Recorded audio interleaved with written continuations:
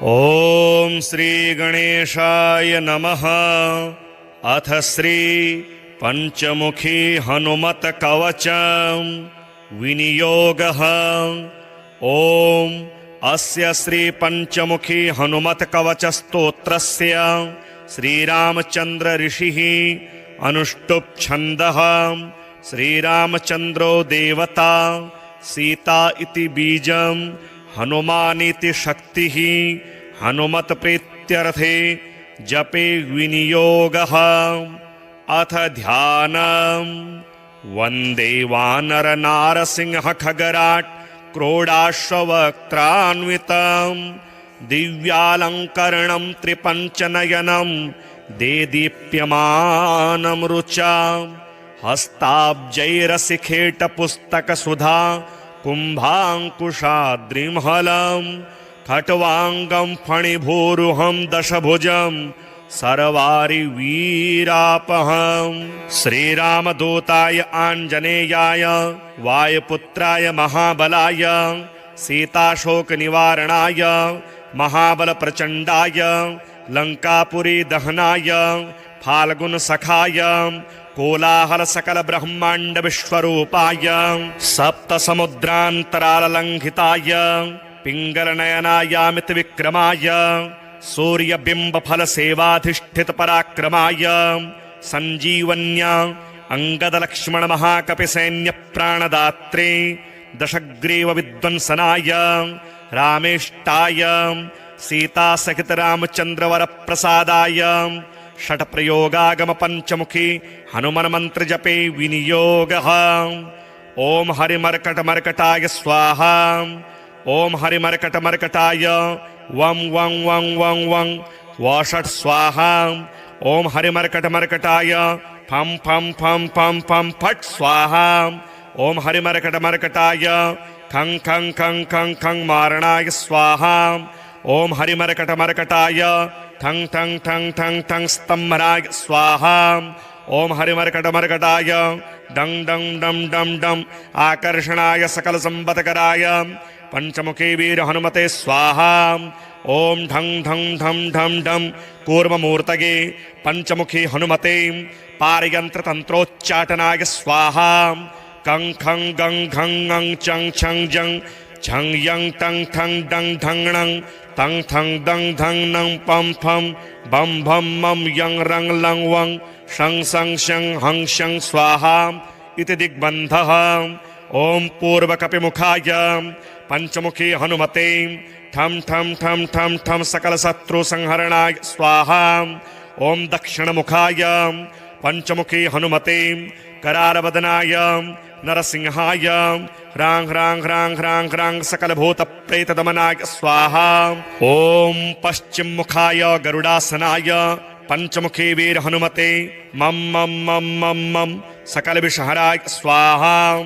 ओम उत्तर मुखे आदिवराहाय लं लं लं लं लं नरसिंहाय नीलकंठाय पंचमुखी हनुमते स्वाहा। ओम अंजनासुताय वायुपुत्राय महाबलाय रामेष्टफाल्गुनसखाय सीताशोकनिवारणाय लक्ष्मणप्राणरक्षकाय कपिसैन्यप्रकाशाय दशग्रीवाभिमानदहनाय श्रीरामचन्द्रवरप्रसादकाय महावीर्याय प्रथम ब्रह्माण्डनायकाय पंचमुखी हनुमते भूत प्रेत पिशाच ब्रह्म राक्षस शाकिनी डाकिनी अंतरिक्ष गृह परयंत्र परतंत्र सर्वग्रहोच्चाटनाय सकल शत्रु संहरणाय पंचमुखी हनुमद्वर प्रसादाय सर्वरक्षकाय जम जम जम जम स्वाहा।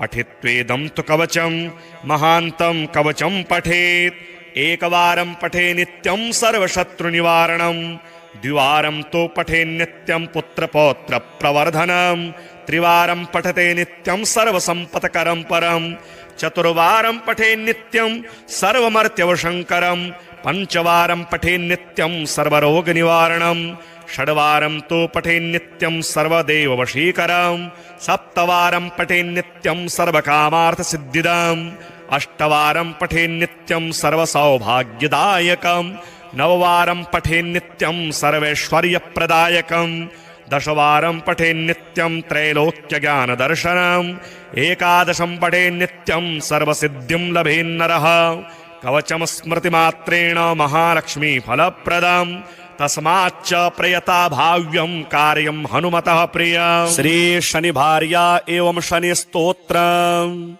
यः पुरा राज्य भ्रष्टाय नलाय प्रददो किल स्वप्ने शौरिः स्वयं मन्त्रम् सर्वकामफलप्रदम् क्रोडं नीलाञ्जनप्रख्यम् नीलजीमूतसन्निभम् छायामार्तण्डसम्भूतम् नमस्यामि शनैश्चरम् ॐ नमोऽर्कपुत्राय शनैश्चराय नीहारवर्णाञ्जननीलकाय स्मृत्वा रहस्यं भुवि मानुषत्वे फलप्रदो मे भव सूर्यपुत्र नमोऽस्तु प्रेतराजाय कृष्णवर्णाय ते नमः शनैश्चराय क्रूराय सिद्धिबुद्धिप्रदायिने य एभिर्नामभिः स्तौति तस्य तुष्टो भवाम्यहम्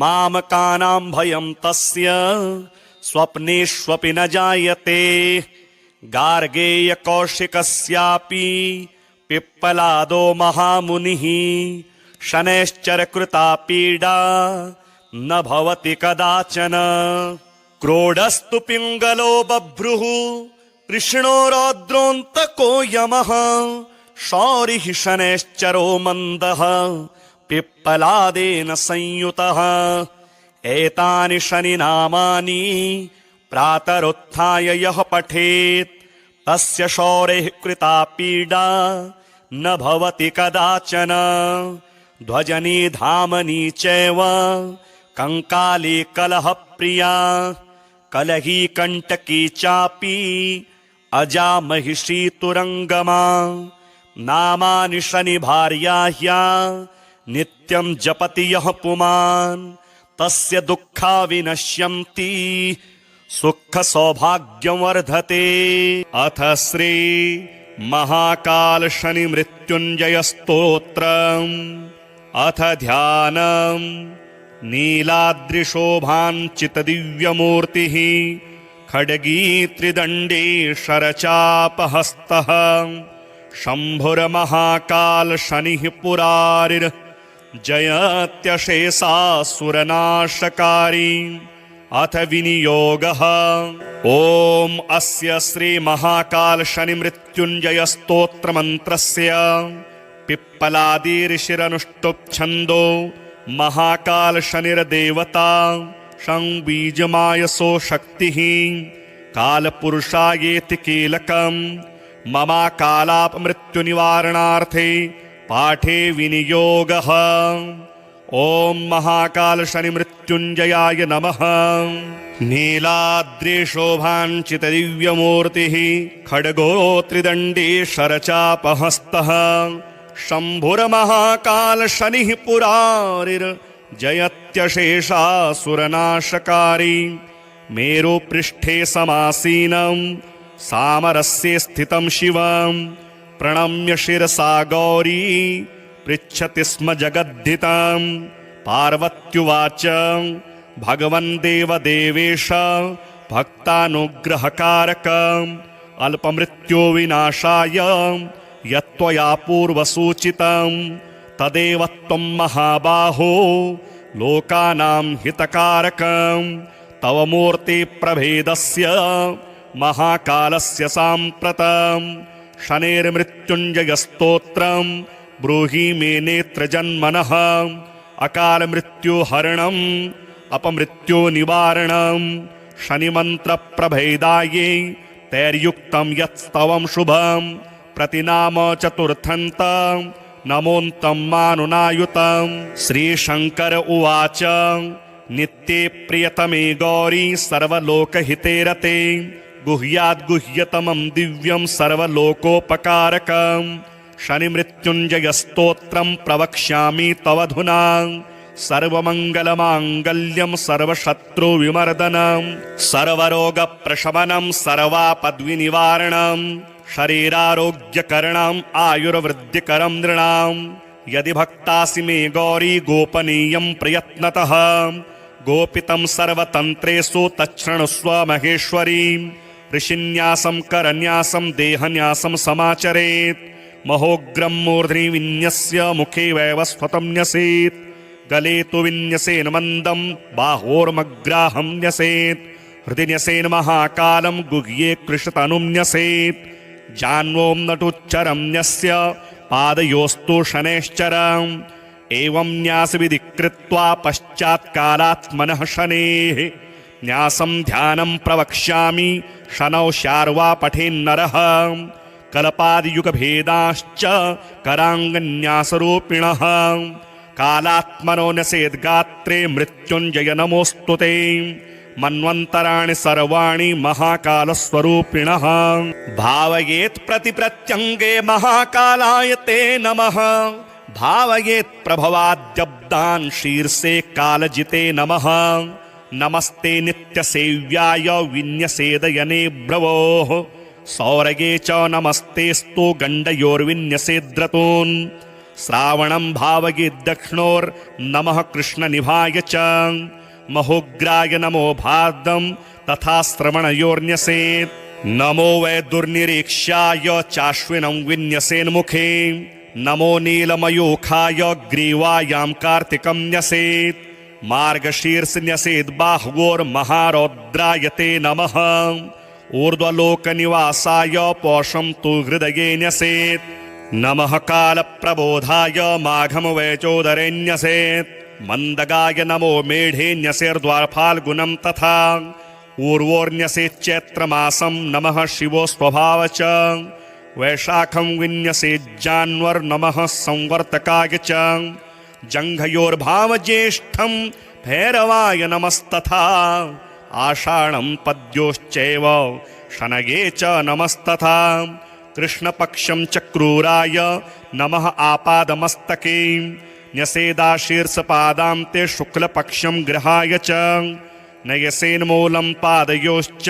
ग्रहाय शनये नमः नमः सर्वजिते चैव तोयं सर्वाङ्गुलौ न्यसेत् न्यसेद्गुल्फद्वये विश्वं नमः शुष्कतराय च विष्णुभं भावगे जङ्घो भगे शिष्टतमाय ते जानुद्वये घनिष्ठां च न्यसेत् कृष्णरुचे नमः ऊरोद्वये वारुणार्ण्यस्न्यसेत् कालभृते नमः पूर्वभाद्रं न्यसेन्मेढे जटाजूटधराय च पृष्ठ उत्तरभाद्रं च करालाय नमस्तथा रेवतीं च न्यसेन्नाभो नमो मन्दचराय च गर्भदेशे न्यसेद्दस्त्रं नमः श्यामतराय च नमो भोगस्त्रये नित्यं यमं स्तनयुगे न्यसेत् नेसत्कृत्तिकां हृदये नमस्तैलप्रियाय च रोहिणीं भावयेद्धस्ते नमस्ते खड्गधारिणे मृगं न्यसेत्तद्वामहस्ते त्रिदण्डोल्लसिताय च दक्षोर्ध्वभावयेद्रौद्रं नमो वै बाणधारिणे पुनर्वसुदूर्ध्व नमो वै चापधारिणे तिष्यं न्यसेद्दक्षबाहौ नमस्ते हरमन्यवे सार्पं न्यसेद्वामबाहौ चोग्रचापाय ते नमः मघां विभावयेत् कण्ठे नमस्ते भस्मधारिणे मुखे न्यसेद्भगर्षश्च नमः क्रूरग्रहाय च भावयेद्दक्षिणासाय मर्यमाणश्च योगिने भावयेद्वामनासायां हस्तक्षं धारिणे नमः वन्दे वानरनारसिंह खगराट् क्रोडाश्ववक्त्रान्वितं दिव्यालङ्करणं त्रिपञ्चनयनं देदीप्यमानं रुचा हस्ताब्जैरसिखेटपुस्तकसुधा कुम्भाङ्कुशाद्रिमहलं खट्वाङ्गं फणिभूरुहं दशभुजं सर्वारिवीरापहं श्रीरामदूताय आञ्जनेयाय वायुपुत्राय महाबलाय सीताशोकनिवारणाय महाबलप्रचण्डाय लङ्कापुरीदहनाय फाल्गुनसखाय कोलाहलसकलब्रह्माण्डविश्वरूपाय सप्तसमुद्रान्तराललङ्घिताय पिङ्गलनयनायामितविक्रमाय सूर्यबिम्बफलसेवाधिष्ठितपराक्रमाय सञ्जीवन्या अङ्गदलक्ष्मणमहाकपिसैन्यप्राणदात्रे दशग्रीवविध्वंसनाय रामेष्टाय सीतासहितरामचन्द्रवरप्रसादाय षट्प्रयोगागमपञ्चमुखी हनुमन्मन्त्रजपे विनियोगः। ॐ हरिमर्कटमर्कटाय स्वाहा। ॐ हरिमर्कटमर्कटाय वं वं वं वं वं वषट् स्वाहा। ॐ हरिमर्कटमर्कटाय फं फं फं फं फं फट् स्वाहा। ॐ हरिमर्कटमर्कटाय खं खं खं खं खं मारणाय स्वाहा। ॐ हरिमर्कटमर्कटाय ठं ठं ठं ठं ठं स्तम्भनाय स्वाहा। ॐ हरिमर्कटमर्कटाय डं डं डं डं डं आकर्षणाय सकलसम्पत्कराय पंचमुखी वीर हनुमते स्वाहा। ॐ ढं ढं ढं ढं ढं कूर्ममूर्तये पंचमुखी हनुमते पारयन्त्रतन्त्रोच्चाटनाय स्वाहा। कं खं गं घं ङं चं छं जं झं यं टं ठं डं ढं णं तं थं दं धं नं पं फं बं भं मं यं रं लं वं शं सं शं हं शं स्वाहा इति दिग्बन्धः। ॐ पूर्वकपिमुखाय पंचमुखी हनुमते ठं ठं ठं ठं ठं सकलशत्रुसंहरणाय स्वाहा। ॐ दक्षिणमुखाय पंचमुखी हनुमते करारवदनाय नरसिंहाय ह्रां ह्रां ह्रां ह्रां ह्रां सकलभूतप्रेतदमनाय स्वाहा। ॐ पश्चिममुखाय गरुडासनाय पंचमुखी वीर हनुमते मं मं मं मं मं सकलविषहराय स्वाहा। ॐ उत्तरमुखे आदिवराहाय लं लं लं लं लं नरसिंहाय नीलकण्ठाय पंचमुखी हनुमते स्वाहा। ॐ अंजनासुताय वायुपुत्राय महाबलाय रामेष्टफाल्गुनसखाय सीताशोकनिवारणाय लक्ष्मणप्राणरक्षकाय कपिसैन्यप्रकाशाय दशग्रीवाभिमानदहनाय श्रीरामचन्द्रवरप्रसादकाय महावीर्याय प्रथमब्रह्माण्डनायकाय पंचमुखी हनुमते भूतप्रेतपिशाच ब्रह्मराक्षस शाकिनी डाकिनी अंतरिक्षगृह परयंत्र परतंत्र सर्वग्रहोच्चाटनाय सकलशत्रुसंहरणाय पंचमुखी हनुमद्वर प्रसादाय सर्वरक्षकाय जम जम जम जम स्वाहा।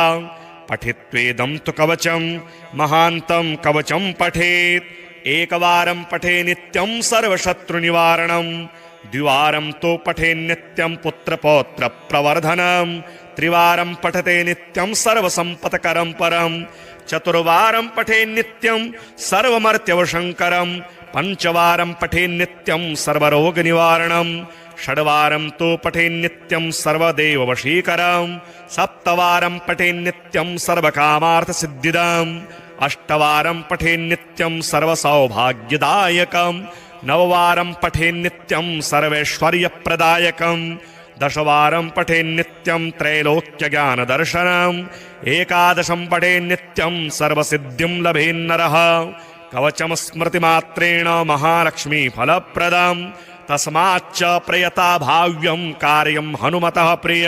श्री शनिभार्या एवं शनि स्तोत्रम् यः पुरा राज्यभ्रष्टाय नलाय प्रददो किल स्वप्ने शौरिः स्वयं मन्त्रं सर्वकामफलप्रदं क्रोडं नीलाञ्जनप्रख्यं नीलजीमूतसन्निभं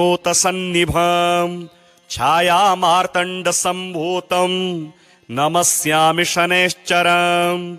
ॐ नमोऽर्कपुत्राय शनैश्चराय नीहारवर्णाञ्जननीलकाय स्मृत्वा रहस्यं भुवि मानुषत्वे फलप्रदो मे भव सूर्यपुत्र। नमोऽस्तु प्रेतराजाय कृष्णवर्णाय ते नमः शनैश्चराय क्रूराय सिद्धिबुद्धिप्रदायिने य एभिर्नामभिः स्तौति तस्य तुष्टो भवाम्यहम् मामकानां भयं तस्य स्वप्नेष्वपि न जायते। गार्गेय कौशिकस्यापि पिप्पलादो महामुनिः शनैश्चरकृता पीडा न भवति कदाचन।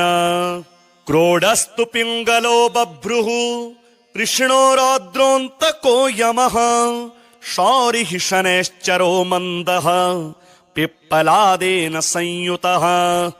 एतानि शनिनामानि प्रातरुत्थाय यः पठेत् तस्य शौरेः कृता पीडा न भवति कदाचन। ध्वजनी धामनी चैव कंकाली कलहप्रिया कलही कंटकी चापि अजा महिषी तुरंगमा। नामानि शनिभार्याह्या नित्यं जपति यः पुमान् तस्य दुःखा विनश्यन्ति सुख सौभाग्यं वर्धते। अथ श्री महाकाल शनि मृत्युंजय स्तोत्रम्। अथ ध्यानम्। नीलाद्रिशोभाञ्चित दिव्यमूर्तिः खड्गी त्रिदण्डी शरचापहस्तः शम्भुर्महाकाल शनिः पुरारिर् जयत्यशेषासुरनाशकारी। अथ विनियोगः।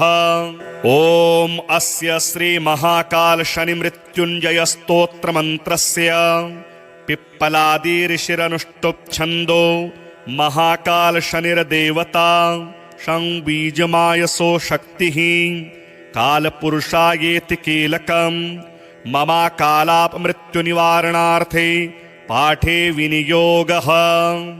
ॐ महाकाल शनि मृत्युंजयाय नमः।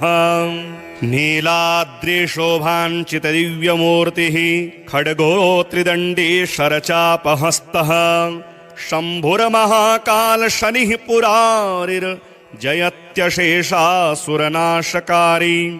मेरुपृष्ठे समासीनं सामरस्ये स्थितं शिवं प्रणम्य शिरसा गौरी पृच्छति स्म जगद्धितं।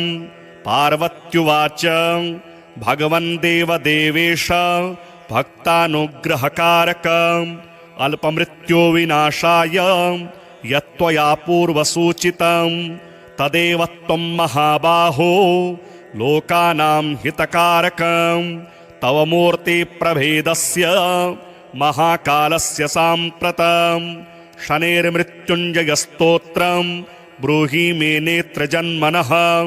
अकाल मृत्युहरणम् अपमृत्यो निवारणम् शनिमन्त्र प्रभेदायै तैर्युक्तं यत्स्तवं शुभम् प्रतिनाम चतुर्थन्त नमोऽन्तं मानुनायुतं। श्रीशंकर उवाच नित्ये प्रियतमे गौरी सर्वलोकहिते रते गुह्याद्गुह्यतमं दिव्यं सर्वलोकोपकारकम् शनिमृत्युञ्जय स्तोत्रं प्रवक्ष्यामि तवधुना। सर्वमङ्गलमाङ्गल्यं सर्वशत्रुविमर्दनं सर्वरोगप्रशमनं सर्वापद्विनिवारणं शरीरारोग्यकरणम् आयुर्वृद्धिकरं नृणाम्। यदि भक्तासि मे गौरी गोपनीयं प्रयत्नतः गोपितं सर्वतन्त्रेषु तच्छृणुस्व महेश्वरी। ऋषिन्यासं करन्यासं देहन्यासं समाचरेत् महोग्रं मूर्ध्नि विन्यस्य मुखे वैवस्वतं न्यसेत् गले तु विन्यसेन मन्दं बाहोर्मग्राहं न्यसेत् हृदि न्यसेन महाकालं गुह्ये कृशतनुं न्यसेत् जान्वों नटुच्चरं न्यस्य पादयोस्तु शनैश्चरम् एवं न्यासविधि कृत्वा पश्चात्कालात्मनः शनेः न्यासं ध्यानं प्रवक्ष्यामि शनौ शार्वा पठेन्नरः। कल्पादियुगभेदाश्च कराङ्गन्यासरूपिणः कालात्मनो न्यसेद्गात्रे मृत्युञ्जय नमोऽस्तु ते। मन्वन्तराणि सर्वाणि महाकालस्वरूपिणः भावयेत् प्रतिप्रत्यङ्गे महाकालाय ते नमः। भावयेत् प्रभवाद्यब्दान् शीर्षे कालजिते नमः। नमस्ते नित्यसेव्याय विन्यसेदयने भ्रवोः सौरगे च नमस्तेस्तु गण्डयोर्विन्यसेद्रतून्। श्रावणं भावयेद्दक्षिणोर्नमः कृष्णनिभाय च महोग्राय नमो भार्दं तथा श्रवणयोर्न्यसेत्।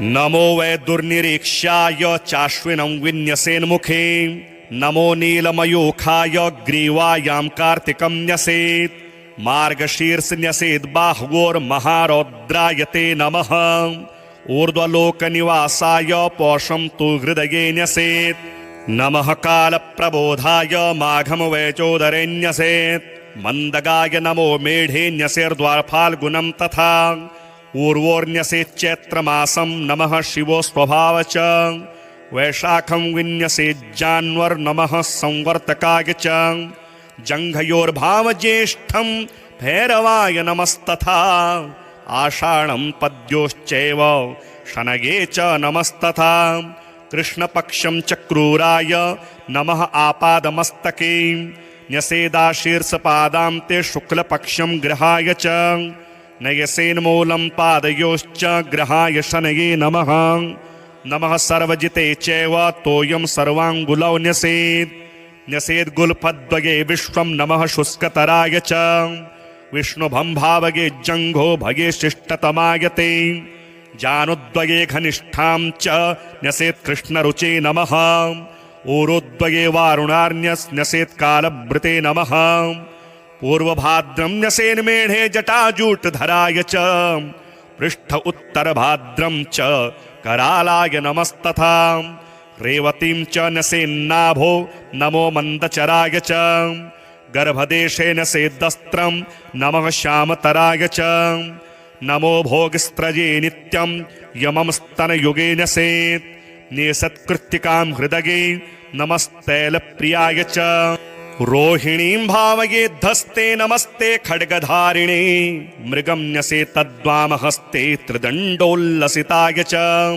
दक्षोर्ध्वभावयेद्रौद्रं नमो वै बाणधारिणे पुनर्वसुदूर्ध्व नमो वै चापधारिणे तिष्यं न्यसेद्दक्षबाहौ नमस्ते हरमन्यवे सार्पं न्यसेद्वामबाहौ चोग्रचापाय ते नमः मघां विभावयेत्कण्ठे नमस्ते भस्मधारिणे मुखे न्यसेद्भगर्षक् च नमः क्रूरग्रहाय च भावयेद्दक्षिणासाय मर्यमाणश्च योगिने भावयेद्वामनासायां हस्तक्षं धारिणे नमः वन्दे वानरनारसिंह खगराट् क्रोडाश्ववक्त्रान्वितं दिव्यालङ्करणं त्रिपञ्चनयनं देदीप्यमानं रुचा हस्ताब्जैरसिखेटपुस्तकसुधा कुम्भाङ्कुशाद्रिमहलं खट्वाङ्गं फणिभूरुहं दशभुजं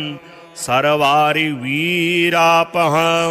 श्रीरामदूताय आञ्जनेयाय वायुपुत्राय महाबलाय सीताशोकनिवारणाय महाबलप्रचण्डाय लङ्कापुरी दहनाय फाल्गुनसखाय कोलाहलसकलब्रह्माण्डविश्वरूपाय सप्तसमुद्रान्तराललङ्घिताय पिङ्गलनयनायामितविक्रमाय सूर्यबिम्बफलसेवाधिष्ठितपराक्रमाय सञ्जीवन्या अङ्गदलक्ष्मणमहाकपिसैन्यप्राणदात्रे दशग्रीवविध्वंसनाय रामेष्टाय सीतासहितरामचन्द्रवरप्रसादाय षट्प्रयोगागमपञ्चमुखी हनुमन्मन्त्रजपे विनियोगः ॐ हरिमर्कटमर्कटाय स्वाहा ॐ हरिमर्कटमर्कटाय वं वं वं वं वं वषट् स्वाहा ॐ हरिमर्कटमर्कटाय फं फं फं फं फं फट् स्वाहा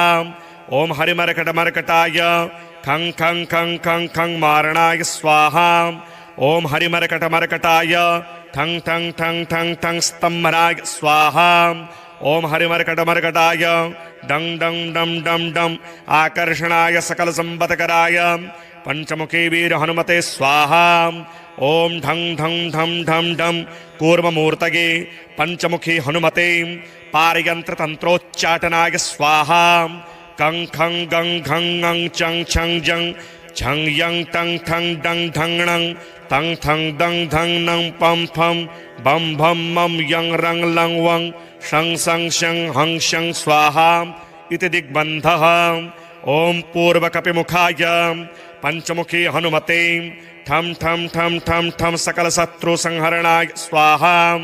ओम दक्षिण मुखाय पंचमुखी हनुमते करारवदनाय नरसिंहाय ह्रां ह्रां ह्रां ह्रां ह्रां सकल भूत प्रेत दमनाय स्वाहा। ओम पश्चिम मुखाय गरुडासनाय पंचमुखी वीर हनुमते मम मम मम मम मम सकल विषहराय स्वाहा। ओम उत्तर मुखे आदिवराहाय लं लं लं लं लं नरसिंहाय नीलकंठाय पंचमुखी हनुमते स्वाहा। ओम अंजनासुताय वायुपुत्राय महाबलाय रामेष्टफाल्गुन सखाय सीताशोक निवारणाय लक्ष्मण प्राणरक्षकाय कपिसैन्य प्रकाशाय दशग्रीवाभिमान दहनाय श्रीरामचंद्रवर प्रसादकाय महावीर्याय प्रथम ब्रह्मांड नायकाय पंचमुखी हनुमते भूत प्रेत पिशाच ब्रह्म राक्षस शाकिनी डाकिनी अंतरिक्ष गृह परयंत्र परतंत्र सर्वग्रहोच्चाटनाय सकल शत्रु संहरणाय पंचमुखी हनुमद्वर प्रसादाय सर्वरक्षकाय जम जम जम जम स्वाहा। पठित्वेदं तु कवचं महान्तं कवचं पठेत् एकवारं पठे नित्यं सर्वशत्रुनिवारणं द्विवारं तो पठे नित्यं पुत्रपौत्र प्रवर्धनं त्रिवारं पठते नित्यं सर्वसंपत्करं परं चतुर्वारं पठे नित्यं सर्वमर्त्यवशंकरं पंचवारं पठे नित्यं सर्वरोगनिवारणं षड्वारं तो पठे नित्यं सर्वदेववशीकरं सप्तवारं पठे नित्यं सर्वकामार्थसिद्धिदम् अष्टवारं पठे नित्यं सर्वसौभाग्यदायकं नववारं पठे नित्यं सर्वैश्वर्यप्रदायकं दशवारं पठे नित्यं त्रैलोक्यज्ञानदर्शनम् एकादशं पठे नित्यं सर्वसिद्धिं लभेन्नरः कवचं स्मृतिमात्रेण महालक्ष्मी फलप्रदम् तस्माच्च प्रयता भाव्यं कार्यं हनुमतः प्रिय।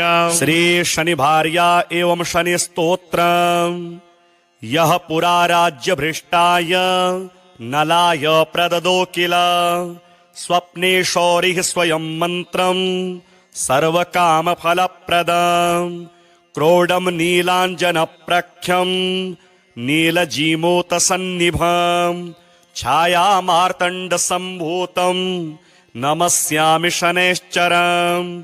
ओम नमोर्कपुत्राय शनैश्चराय नीहारवर्णाञ्जननीलकाय स्मृत्वा रहस्यं भुवि मानुषत्वे फलप्रदो मे भव सूर्यपुत्र। नमोऽस्तु प्रेतराजाय कृष्णवर्णाय ते नमः शनैश्चराय क्रूराय सिद्धिबुद्धिप्रदायिने य एभिर्नामभिः स्तौति तस्य तुष्टो भवाम्यहम् मामकानां भयं तस्य स्वप्नेष्वपि न जायते। गार्गेय कौशिकस्यापि पिप्पलादो महामुनिः शनैश्चर कृता पीडा न भवति कदाचन। क्रोडस्तु पिङ्गलो बभ्रुः कृष्णो रौद्रोऽन्तको यमः शौरिः शनैश्चरो मन्दः पिप्पलादेन संयुतः। एतानि शनिनामानि प्रातरुत्थाय यः पठेत् तस्य शौरेः कृता पीडा न भवति कदाचन। ध्वजनी धामनी चैव कंकाली कलह प्रिया कलही कंटकी चापी अजा महिषी तुरंगमा। नामानि शनि भार्याह्या नित्यं जपति यः पुमान् तस्य दुःखा विनश्यन्ति सुख सौभाग्यं वर्धते। अथ श्री महाकाल शनि मृत्युंजय स्तोत्रम् अथ ध्यानम्। नीलाद्रिशोभाञ्चित दिव्यमूर्तिः खड्गी त्रिदण्डी शरचापहस्तः शम्भुर्महाकाल शनिः पुरारिर् जयत्यशेषासुरनाशकारी अथ विनियोगः। ॐ अस्य श्री महाकाल शनि मृत्युञ्जय स्तोत्र मंत्रस्य पिप्पलादि ऋषिरनुष्टुप् छन्दो महाकाल शनिर्देवता संबीजमायसो शक्तिः कालपुरुषायेति कीलकम् ममाकालापमृत्युनिवारणार्थे पाठे विनियोगः। ॐ महाकाल शनि मृत्युञ्जयाय नमः।